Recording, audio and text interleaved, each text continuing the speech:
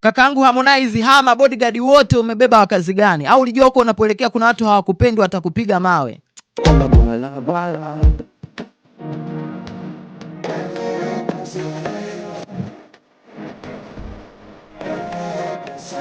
Yes, bana, hii ni video ambayo inamuonesha msanii nguli wa muziki wa Bongo Flava kutokea hapa nchini Tanzania.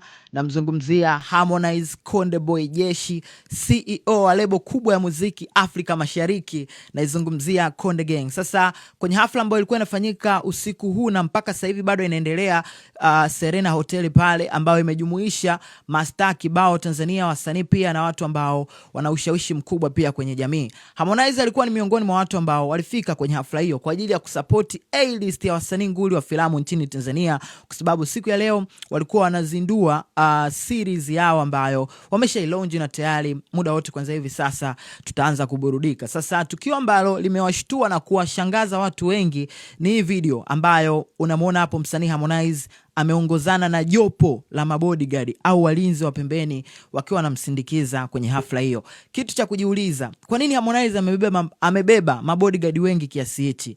Anaenda kwenye sehemu ambayo ni ushuani kule, hakuna wapiga kelele, hakuna watu utakutana sijui utakutana na mashabiki watakuvutavuta. Hapana, unaenda Serena Hoteli, ipo kati ya jiji la Dar es Salaam Tanzania.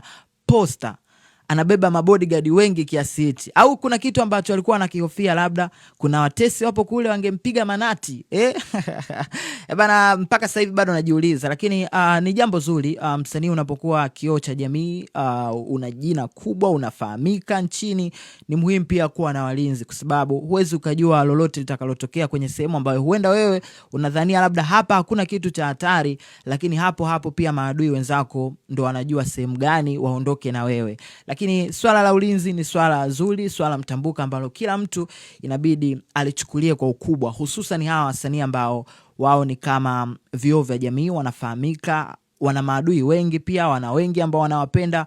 Kwa hiyo hivyo tu, na mimi nitafuta hata mabodyguard wangu wawili tu wananilinda hata kokote ninapoenda. Au mnasemaje?